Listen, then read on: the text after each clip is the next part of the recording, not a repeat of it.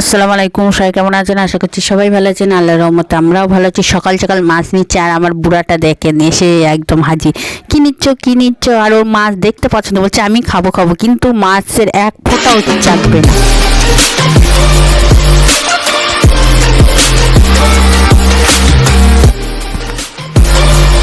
আর অনেক দিন পরেই আমাকে মাছ ভাজতে হচ্ছে।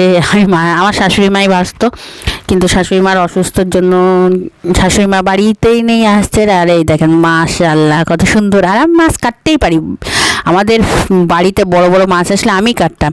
এদিকে আদা রসুন ঝাল বেটে রেখেছি, পেঁয়াজ জিরে মরিচ এলাচ রং ফুল তো হলুদ, মানে মশলা ঝাল লাগে সব কিছু বাড়িতে বানানো, গরম মশলা সর্ষের তেল।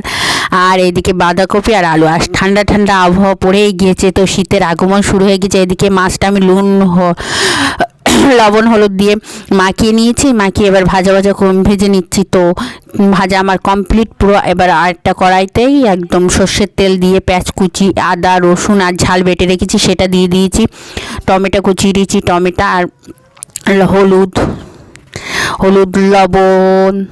লবণ মরিচের গুঁড়া।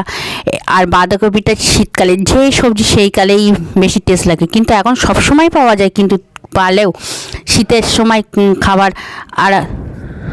আর এদিকে বাঁধাকপি আর আলু একদম পারফেক্ট দিয়ে ভালোভাবে কষাচ্ছি।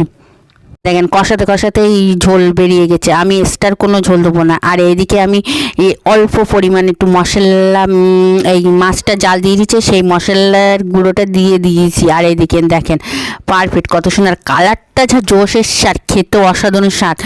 এই দেখেন আলু সিদ্ধ হয়ে গেছে। এবার কারবানের মতন এবার ভালোভাবে কষানো, সব কিছু সবজি বলো সব কিছু বলো কষানোটি হবে বেশ করে। আর অল্প ঝোল দিয়ে ফুটিয়ে গামোকা করে লাগাতে হবে। মাশাআল্লাহ সুবহানাল্লাহ, হেভি টেস্ট লাগবে। কারবানের মতন জল দিয়ে দেবেন না।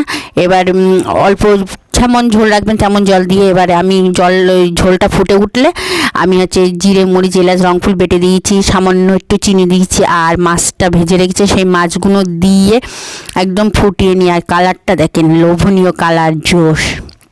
দেখেন সব কিছু। আর কালারটা একদম লাভিয়ে বাড়িতে বানানো গরম মশলা গুঁড়ো ছিটিয়ে দিয়ে একদম ঢাকনা দিয়ে খাবানোর আগেই সার্ভ করবো। তো ভিডিওটা যেই পর্যন্তই, সবাই ভালো থাকবেন সুস্থ থাকবেন, আজ ব্লগের সাথে থাকবেন, আমাদের জন্য দোয়া করবেন। খোদা হাফেজ, বাই বাই, টাটা। আমার চ্যানেলটা সবাই সাবস্ক্রাইব করবেন আর এইভাবে বাড়িতে রান্না করে খাবেন। তো খোদা হাফেজ, সবাই আমাদের জন্য দোয়া করবেন। Bye bye. মুহাম্মদ নবীনা বিনুরু হাদি